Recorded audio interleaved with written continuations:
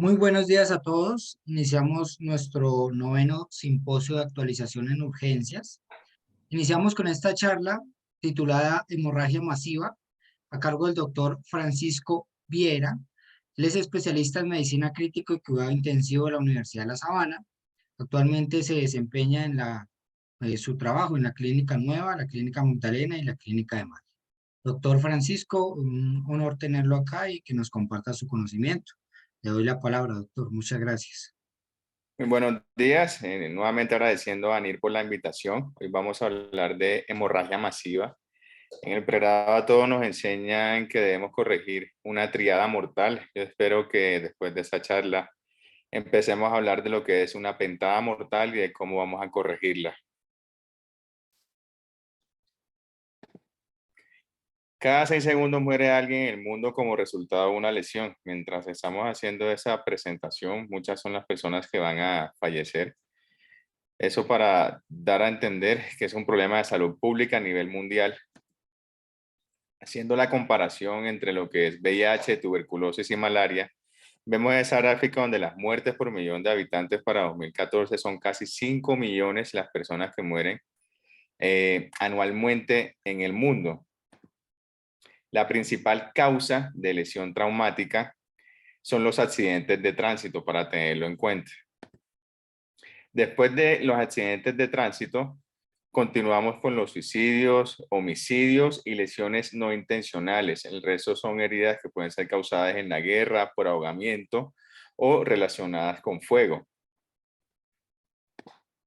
La principal población que sufre ese tipo de lesiones son los jóvenes, y eso es de importancia porque la violencia, los accidentes de tránsito, las quemaduras, ahogamiento o caídas no solamente producen una urgencia que hay que corregir de manera inmediata, sino que esas lesiones físicas producen consecuencias mentales como depresión, ansiedad, cambios comportamentales que pueden llevar al uso de alcohol, al uso de drogas, a prácticas sexuales que no sean seguras, y eso producir a mediano y largo plazo muerte, discapacidad, suicidio, VIH, otras enfermedades de transmisión sexual, cáncer, enfermedad cardiovascular y otras enfermedades no transmisibles. Respecto a los ingresos de los países, en esta gráfica vemos que los países con ingresos más bajos son los países que más lesiones se producen, probablemente por unas condiciones más inseguras en el tráfico y en los usuarios de vehículos y de vehículos unipersonales. Una de cada 3 mujeres ha experimentado violencia sexual o violencia física. Otro mensaje que quiero que se lleve en ese momento es que cuando una paciente mujer llega al servicio de urgencias, por favor siempre creámosle cuando haya sufrido algún tipo de lesión física o sexual por otra persona, y no la revictimicemos. No seamos de esas personas que al llegar a nuestro paciente vamos a continuar con la revictimización de esa, cuando somos nosotros a quienes ellas están buscando ayuda. Los hombres, por otro lado, tienen más riesgo de sufrir muerte en accidentes de tránsito, también muertes por caídas, muertes por ahogamiento, muertes por suicidio y muertes por homicidio. Siguiente mensaje, por favor, si usted es hombre, lo que se ha identificado en la parte de psiquiatría de salud mental, si tiene alguna idea suicida, por favor consulte o comuníqueselo a alguien. Generalmente los suicidios en los hombres nunca avisan, y lo que vemos es la consecuencia al final, donde una persona que pudo haber buscado ayuda previamente.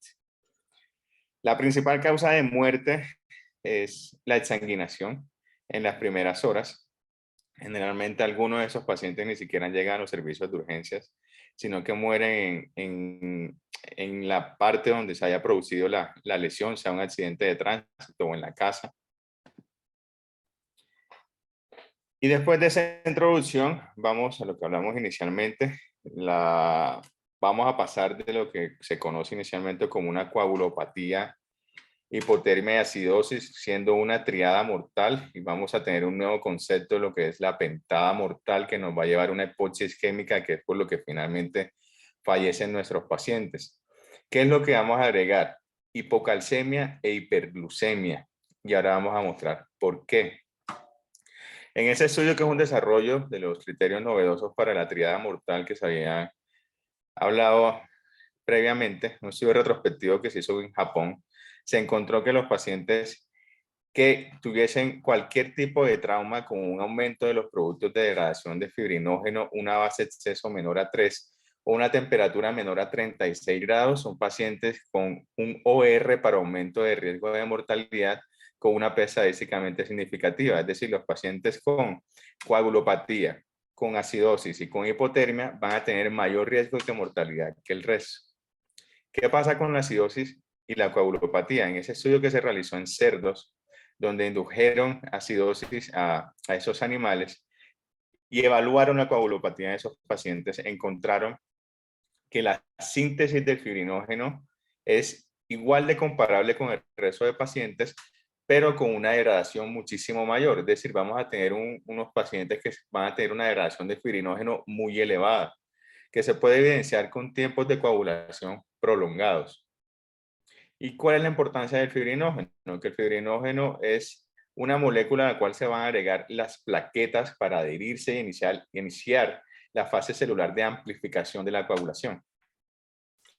La hiperglicemia. La hiperglicemia, ¿qué pasa con la hiperglicemia? En la hiperglicemia, el concepto que tenemos en ese momento es que la hiperglicemia produce estrés oxidativo y especies reactivas de oxígeno que no van a dejar que el paciente coagule adecuadamente, y esa inflamación persistente hace que un paciente tenga daño de órgano. Y en ese estudio encontraron que la hiperglicemia de ingreso es como desenlace en pacientes que presenten trauma en cuidado intensivo, tiene aumento en la estancia hospitalaria, en la estancia en UCI, en los días de ventilación mecánica, aumento en el riesgo de infección y aumento en la mortalidad.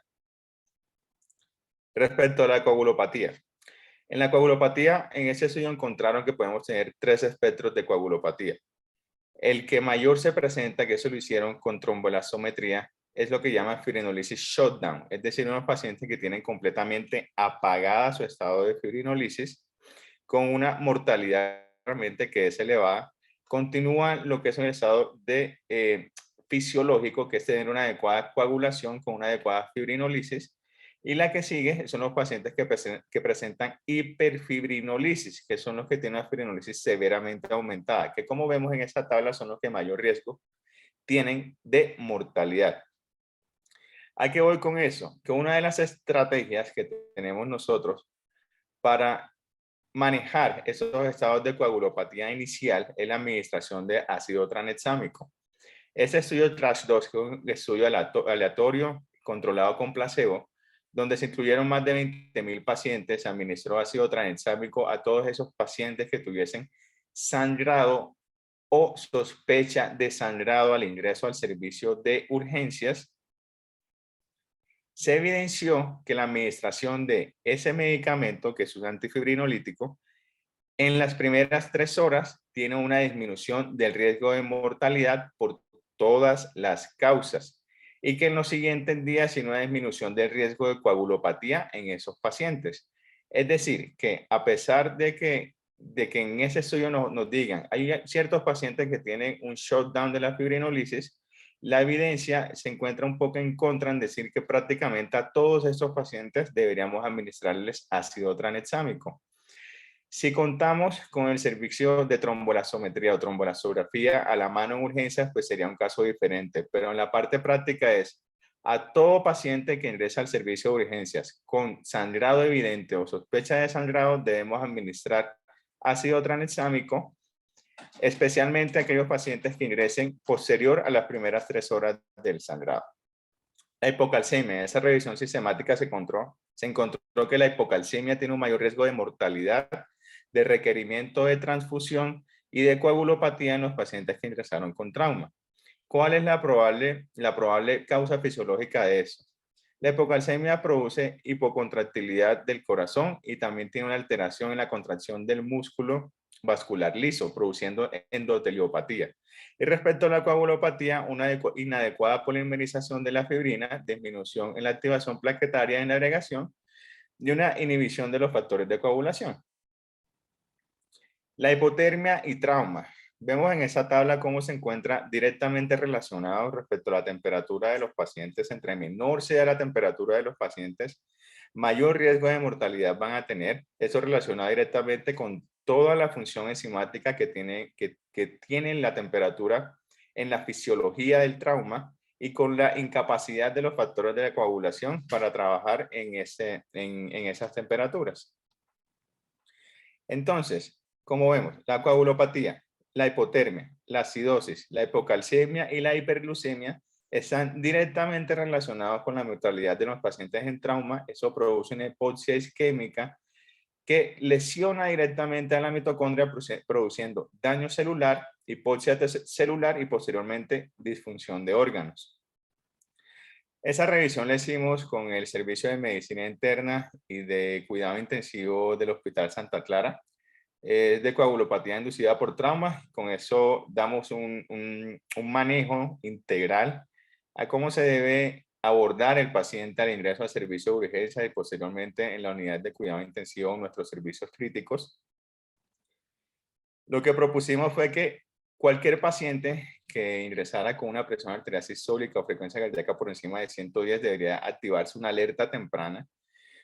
Si tiene un ISS por encima de 15 puntos o un puntaje TASH por encima de 16 puntos y un índice de choque elevado, probablemente ese paciente es un paciente que está muy, muy, muy grave.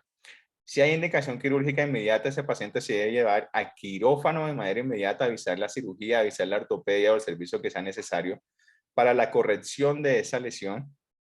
Ir haciendo lo que vamos a ir comentando a continuación, que ya creo que tienen una idea respecto a lo que hemos hablado en esos minutos. Ese es el puntaje de TASH.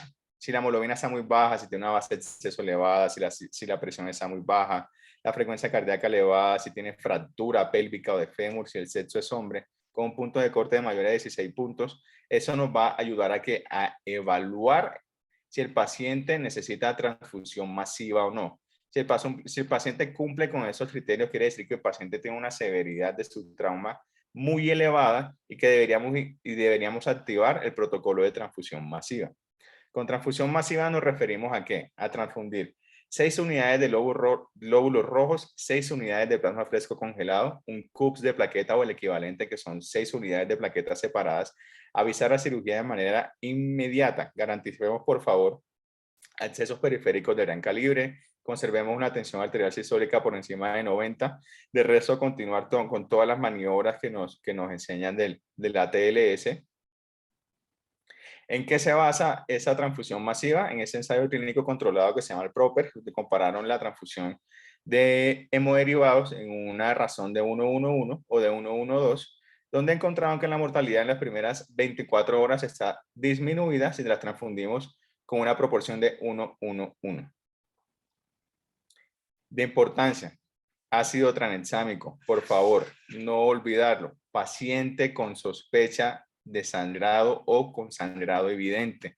Administremos ácido tranexámico tan pronto como sea posible con una dosis de 1 gramo endovenoso en 10 minutos y continuar con una infusión de 1 gramo en las siguientes 8 horas si el tiempo de trauma es menor a 3 horas. Eso es muy importante porque es una de las estrategias que realmente ha disminuido la mortalidad en los pacientes de cuidado intensivo y es una que en la parte práctica vemos que muy poco se realiza. Seguimos la transfusión guiados por tromboelastometría o tromboelastografía, idealmente, pero con eso no contamos en todos los hospitales, especialmente en los niveles bajos, y no es parte de la revisión que estamos haciendo el día de hoy. Si alguien está interesado, el ROTE en OTEC se encuentra literatura muy amplia en toda la web. Si no disponemos de esos exámenes de extensión, podríamos guiarnos con pruebas de coagulación normales, que no es lo ideal, pero podríamos hacerlo.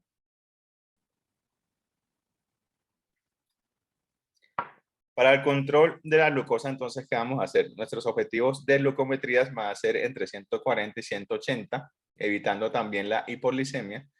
Si las glucometrías se suben por encima de 180, lo ideal es iniciar una infusión de insulina trisalina endovenosa. Para la corrección de la hipocalcemia vamos a dar manejo con gluconato de calcio, que es lo que generalmente disponemos en todos los servicios. intentando mantener un calcio iónico por encima de 1,15, que ese va a ser nuestro objetivo. Y para la corrección de la temperatura corporal con los pacientes que tengan hipotermia, nuestro objetivo va a ser una temperatura que esté entre 35 y 36 grados centígrados con un calentamiento activo.